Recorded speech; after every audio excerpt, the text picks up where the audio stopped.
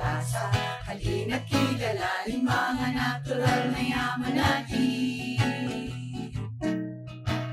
Sama-samang tuklasin samot-saring buhay sa paligid natin. Halina, halina, maglibot-libot. Ano ang nakikita? Buksan ang mga mata. Ano ang iyong natuklasan? Buksan ang isipan. Lahat ng buhay, samot-saring buhay, magkakaugnay.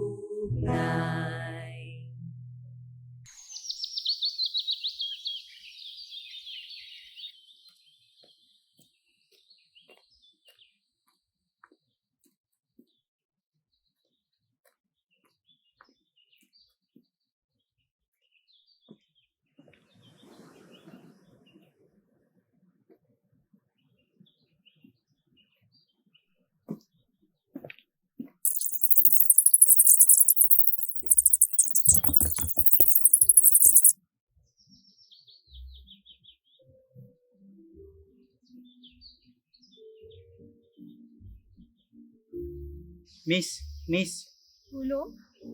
Ano? Kumain din. Miss, Saan ako? uminom po muna kayo ng tubig. Nakita ko po kayo na tumbas sa may hanging bridge. Nawalan po kayo ng malay. Bali, nandito po kayo ngayon sa Biak-Na-Bato National Park. At ako po si Jay. Isa po ako sa nangangalaga dito sa parke. Biak-Na-Bato? Pasensya na po ah. Lakad-lakad lang ako dito sa parke.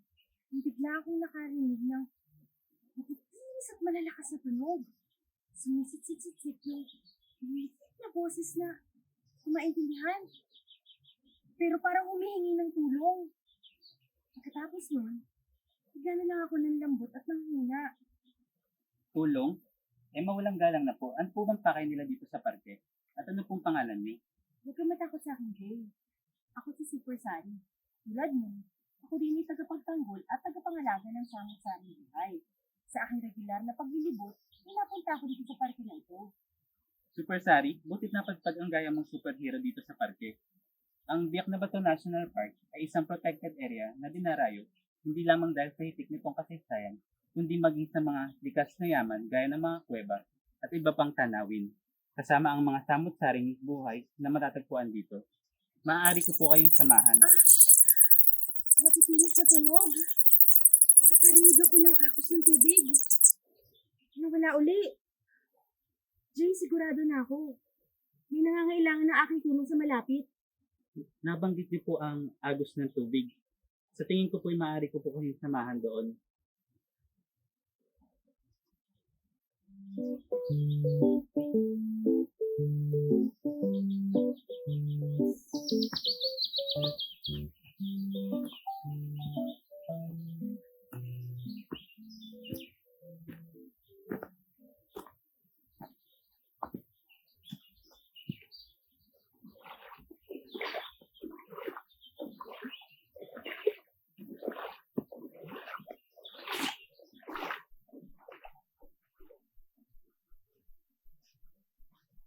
Super Sari, andito na tayo sa Aguinaldo Cave. Kuweba? Saan? Dito, isa itong kuweba. Sa katunayan, kapag ikay pumasok sa loob nito, ay iyong matatagpuan ang isang uri ng paniki na tinatawag na horseshoe bat. Kasama ang mga halaman, hayop, at mga organisms na bumubuo sa isang ecosystem. Ano-ano nga ba ang 3 levels ng biodiversity? Kung inyong naalala, ito ay ang mga sumusunod. Ang genetic diversity, ang species diversity, at ang ecosystem diversity. Mahalaga na mapanatili ang balanse at pagkakaiba ng samot-saring buhay sa genetic, species, at ecosystem levels para sa ligtas at masaganang pamumuhay ng lahat. Ang ecosystem ay isang komunidad na nabuo sa pamamagitan ng pakikipag-ugnayan ng mga halaman, hayop, at iba't ibang organismo sa kanilang pisikal na kapaligiran. Ito ay binubuo ng mga biotic at abiotic components. Ang biotic components ay mga bagay na may buhay o living things, gaya ng halaman, hayop, at mga microorganisms na bumubuo sa isang ecosystem. Samantala, ang abiotic components naman ay mga di-buhay na bagay o non-living things na nakakaapekto sa kabuuan ng ecosystem. Alam niyo ba na ang biodiversity ay nagbibigay sa atin ng pakinabang kung saan tayo ay kumukuha ng ating mga pangangailangan sa araw-araw? Ang mga pakinabang na ito ay tinatawag na ecosystem services na bunga ng ugnayan ng samot-saring buhay sa kapaligiran nito. Para sa tao, ito ay nauuri sa mga sumusunod. Una, provisioning services o mga produkto na kinakailangan ng tao sa araw-araw. Pangalawa ay ang regulating services o mga pakinabang na kumukontrol sa mga likas na kaganapan. Pangatlo ay ang cultural services. Kabilang dito ang mga karanasan at inspirasyon na nakukuha mula sa kapaligiran. Binubuo rin nito ang espiritual na pamumuhay ng ating mga katutubong kapatid. At ang panghuli ay ang supporting services na tumutulong sa produksyon ng iba pang ecosystem services. Ngayong araw ay natutunan natin ang 4 na uri ng ecosystem services na binibigay ng biodiversity. Lagi nating tatandaan, kapag inalagaan natin ang biodiversity, hindi rin tayo pababayaan ito. Dahil magkakaugnay ang buhay natin. Bawat kilos mo, may epekto.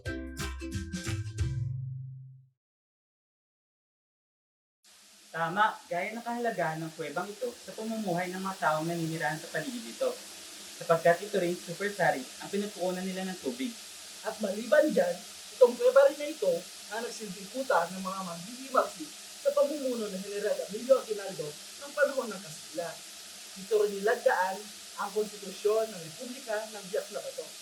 Layunin ng saligang batas na ito ang paghiwalay ng Pilipinas sa Espanya at ang pagtatatag ng isang estadong nagsasarili na kung saan Tagalog ang magiging wikang opisyal. Maraming salamat sa mga bagong informasyon. Jay at Pabs na lang, kayo po. Super Sari, tagapagtanggol ng... Naku, mabuting lumangat muna tayo ng sariwang hangin.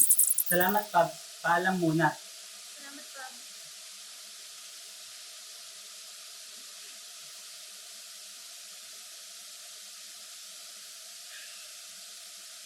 Grabe.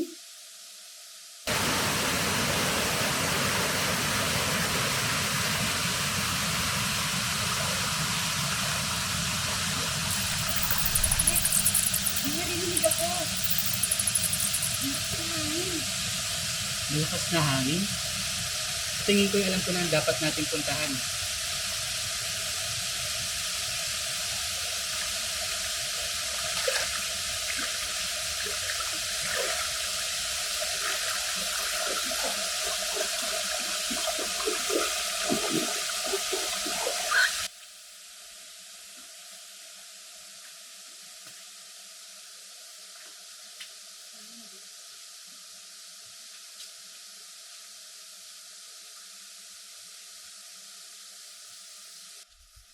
Magandang habang naghihintay, magpahinga muna tayo dito, Super Sari.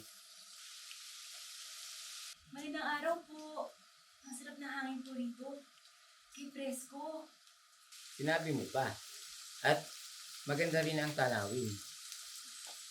Mapapansin mo rin sa paligid nito ang mga palakang tawagin dating mantis biak o Biak-Na-Bato limestone camp.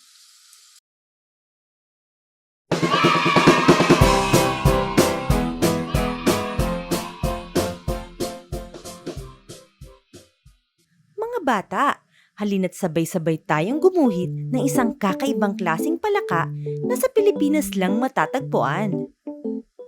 Kumuha ng papel at mga markers o kahit anong pangkulay na pwedeng gamitin sa ating iguguhit na palaka. Ang Biak-Na-Bato limestone frog o Platymantis biak ay makikita lamang sa kasalukuyan sa Biak-Na-Bato National Park sa Bulacan at sa iba pang bahagi ng Luzon. Una, ating iguhit ang mga mata ng Platymantis biak. Para sa isang parte ng mata, gumuhit ng pabilog at isa pang paoblong sa loob nito at itiman Pagkatapos ay linyahan ito ng pula sa paligid. Sunod nating iguhit ang kanyang bibig na kukurba pamula sa kanyang mata na magsisilbing muka ng palaka. Pagkatapos mabuo ang muka ng Platymantis biak, iguhit naman natin ang kanyang mga paa. Iguhit ang hita ng palaka at ang kanyang mga daliri. Ang Platymantis biak ay may mahahabang daliri na may medyo bilugan na mga dulo. Matapos iguhit ang muka at mga paa, ang huling bahagi na iguguhit ay ang kanyang katawan. Ngunit hindi dyan nagtatapos ang pagguhit ng Platymantis biak. Isa sa mga natatanging katangian ng palakang ito ay ang kanyang mga batik. Kaya naman, tayo guguhit ng batik-batik sa buong katawan ng Platymantis biak. Matapos guhitan ng mga batik, atin nang kulayan ang kabuuan ng kanyang katawan. Una nating kulayan ang mga batik ng kulay brown. Pagkatapos makulayan ang lahat ng batik nito, ang buong katawan ay kulayan natin ng light brown hanggang sa mabuo ang kulay ng palaka.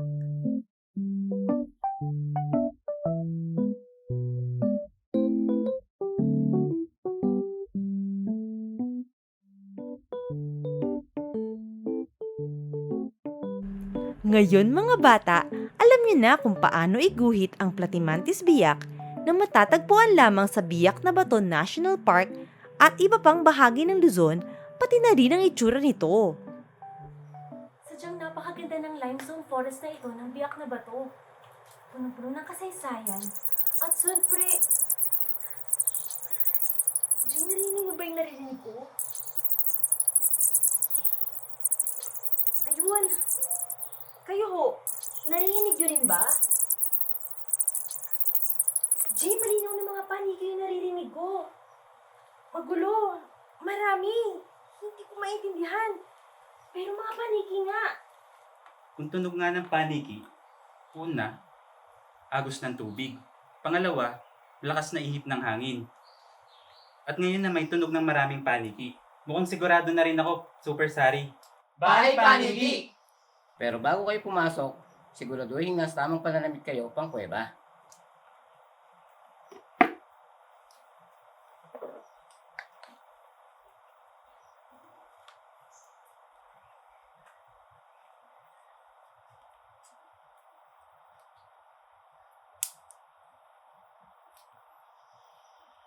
Jay?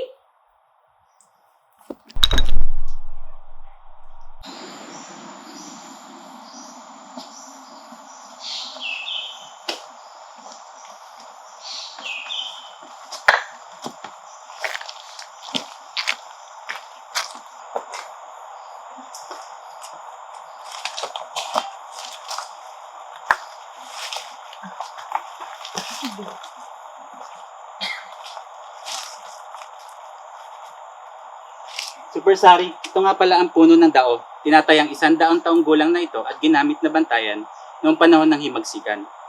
Wow! Ang tanda na pala ng puno na to. At nagisaksi ng kasaysayan. Tara, magpatuloy tayo.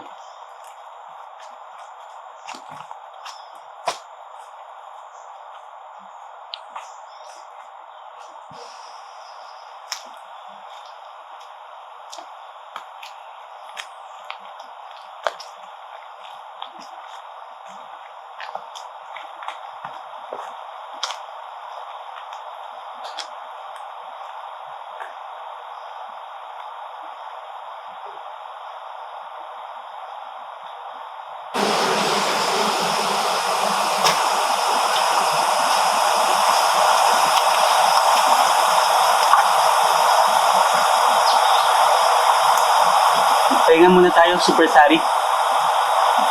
Malapit na tayo sa bahay paniki cave. Sinasabing noong panahon ng himagsikan, dito rin nagpupulong ang mga katipuneros. Bahay pulungan nila kung tawagin. Maliban sa mga paniki, iba't ibang buhay lang din na magtatagpuan dito. May mga palaka, balin sa sayaw, at mga insekto. Nag-aalala talaga ako para sa mga kaibigan nating buhay ilang na naninirahan sa bahay paniki. Sana naman, di sila napano. Tumuloy na tayo.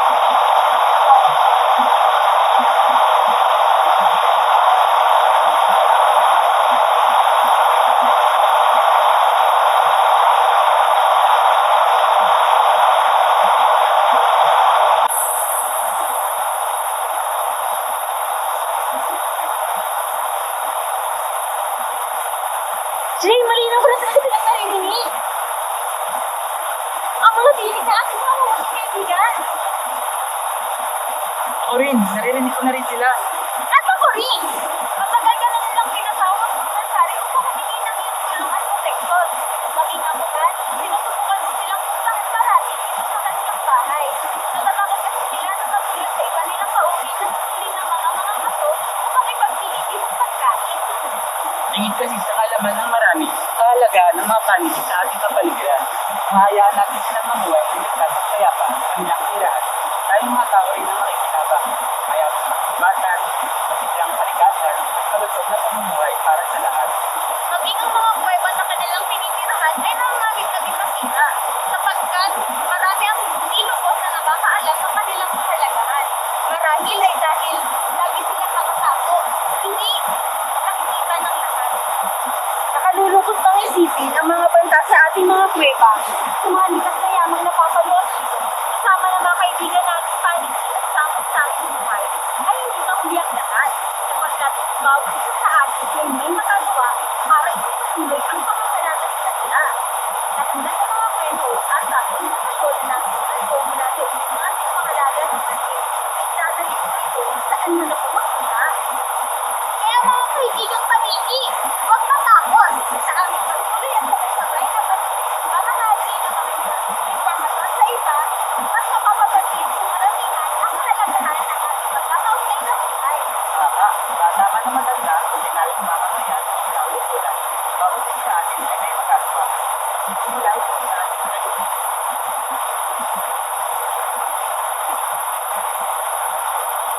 Sapagkat kami naniniwala sa kahalagahan ng ugnayan ng ating iisat samot-saring buhay.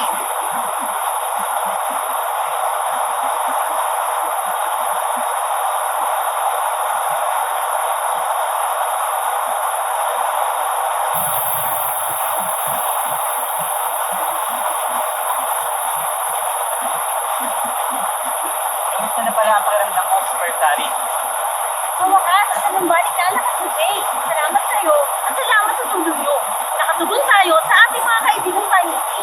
Masayang makasama at makatulong sa misyon na ito para sa Biodiversity, Super Sari. Babahagi ko rin ang kwento na ito sa iba. Kaya naman mga bata, sana ibahagi niyo rin ang mga bagong kwentong kaalaman na natutunan mula sa ating munting paglalakbay sa Biak-Na-Bato National Park. Na nagsimula sa Aguinaldo Cave kung saan nilagdaan ni General Emilio Aguinaldo ang konstitusyon ng Republika ng Biak-Na-Bato kasama ang mga revolusyonaryo noong panahon ng himagsikan. Sunod kaming nagtungo sa Pahingahan Cave. Dito namin nakita ang palaka na sa Biak-Na-Bato lamang matatagpuan, ang Platimantis Biak. At panghuli, kami ay nagpunta sa Bahay Paniki Cave na nagsilbing bahay pulungan din ng mga katipuneros. Dito namin natunghayan ang iba't ibang buhay ilang gaya ng mga palaka, balin sa sayaw, at mga insekto. Sadyang napakaraming paniki ang nakita namin dito. Isa na namang paglalakbay na puno ng aral at bagong kaalaman tungkol sa ating samot-saring buhay.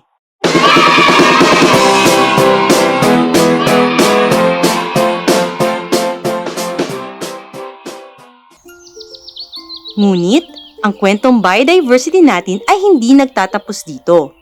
Inyong pakinggan ang kwentong pambatang isinulat ni Bettina Fernandez na pinamagatang Kulaknit's Monstrous Friend.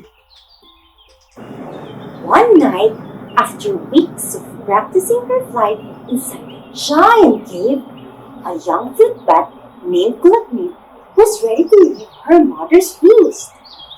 Finally! I will fly out of this cave! I will eat the most delicious fruit tonight! She excitedly said. She hurriedly flapped her wings and flew out of the cave. Under the bright moon, Kulaknit was astonished by the beauty of the forest. Wow! What an amazing sight! She exclaimed. She flew high and low over wild plants, towering trees, and a crystal clear stream. And with a cold breeze brought to her nose the sugary scent of the fruits, her belly began to growl. Kulaknit landed on one of the sweet fruits of a mango tree. Before she first bite, a curious palm civet suddenly poked out of the tree hole. Who are you? And why are you here? Hi, I'm Cluckmeat. May I have a taste of one of your mangoes? No, you may not. I am Musang, and this is my tree. You can't have any of it. If you won't share your mangoes to me, my monstrous friend will get angry at you, she warned as her belly rumbled. He has a gigantic mouth that can gobble up 100 tamarals. Musang got frightened, and she quickly hid back in her tree hole. Then, Cluckmeat pleasingly ate the sweet mango and gleefully went back home. The next night, Cluckmeat flew over the forest and saw the ripe fruits of bananas waving like hands, inviting her to come to its tree. Before she took her first bite, an arrogant monkey noticed her and swung to the tree. Who are you, and why are you here? Hi, I'm Cluckmeat. Do you mind if I eat one of your bananas? Yes, I do mind. I am Machine, and this is my tree. All of it belongs to me. If you won't share your bananas to me, my monstrous friend will get mad at you, she warned as her belly rumbled. He has a gigantic mouth that can gobble up 100 tamarals and has long, pointy teeth that are sharper than the warty pig's fangs. Matsim was stunned and hastily swung to the next tree. Then, Cluckmeat pleasingly ate the ripe bananas and gleefully went back home. The following night, Cluckmeat flew over the forest and was drawn by the shiny guavas glowing like precious gems inside a cave. Before she took her first bite, a grumpy owl spied her and tried to catch her. I am Bukao, and you are my pleasant treat tonight. Stop! If you try to eat me, my monstrous friend will get furious at you. Cluckmeat shrieked as her belly rumbled. He has a gigantic mouth that can gobble up 100 tamarals, has long pointy teeth that are sharper than those of the warty pig's fangs, and has thousands of eyes gleaming and looking around that you can't hide. Luca froze for a moment and swiftly flew away. Finally, Cluckmeat pleasingly ate the shiny guava and gleefully went back home. The night after, Musang, Matsim, and Bukao met by chance on top of a kaimito tree. I haven't seen a monstrous creature in my entire life. Musang wondered. There is no such thing. Cluckmeat just tricked us. Matsim suspected. We must catch that bat tonight before she fools another. Bukao hooted. The angry animal saw Cluckmeat searching for her next meal. Cluckmeat! If your monstrous friend really exists, we demand that you show him to us! They called out. Sure! Come, and I will introduce him to all of you, Cluckmeat said without hesitating, led them to the darkest part of the forest and went inside the cave. Be quiet! My friend is sleepy. We just entered his gigantic mouth, she whispered as the three animals started trembling in fear. Those are his teeth. Pretty sharp, isn't it? She said, pointing to the unique formations in front. Now, look up! She exclaimed. Thousands of tiny eyes opened and glowed in the dark. Horrified Musang, Maching and Bukao darted out of the cave as fast as they can. Kulakmeet flew back to the forest and went straight to a tasty kainito fruit. Musang, Maching, and Bukao dared not to bother Kulakmeet. "This is the best night of my life!" giggled Kulakmeet, somersaulting in the air. She pleasantly ate tasty kainito and went back home. One windy night, hungry Kulakmeet flew over the forest and noticed the animals moving strangely. She saw Musang restlessly climb up and down a tree. Maching speedily swung from tree to tree, and Bukao fretfully flew high and low above each tree. "What's going on, Musang? A storm is about to hit the forest, and we have nowhere to hide." Kulakmeet realized that the cave will keep them safe and dry. "I know a place. My monstrous friend is not a scary monster, but my wonderful home," she confessed. "Its gigantic mouth is the vast cave entrance. Its long and pointy teeth are the magnificent stalactites and stalagmites formed long before us, and the 1,000 eyes belong to other creatures living in it. You see, it is big and can be a shelter for everyone." "Phew, such a relief," Maching gladly said. "Thank you for telling the truth to us." They asked all the other animals to quickly enter the cave. Then they patiently waited and went out after the storm ended. Thereafter, Kulakmeet became friends with Musang, Maching, and Bukao. The cave was no longer known as her monstrous friend, but a wondrous friend that is home and haven for everyone in the forest. Each night, Kulakmeet flew over the forest and met up with her friends on top of a tree. "Hi, my friends!" she exclaimed as her belly rumbled. "My belly is ready to feast with all of you." "Let the sumptuous feast begin!" Bukao cheered. Together, they pleasingly ate fruits from tree to tree and gleefully went back home. Mula sa kwento ni Kulakmeet at ang kanyang mga kaibigang sina Musang, Maching at Bukao, ating natutunan na ang kuweba ay hindi isang lugar ng katatakutan. Ito ay nagsisilbing tahanan ng samot-saring buhay. Atin itong pangalagaan at protektahan. Tandaan, magkakaugnay ang buhay natin. Bawat kilos mo, may epekto. At huwag kalilimutan, isang tawag lang sa Biodiversity, Super Sari! Uy! Bye-bye! Balik ka!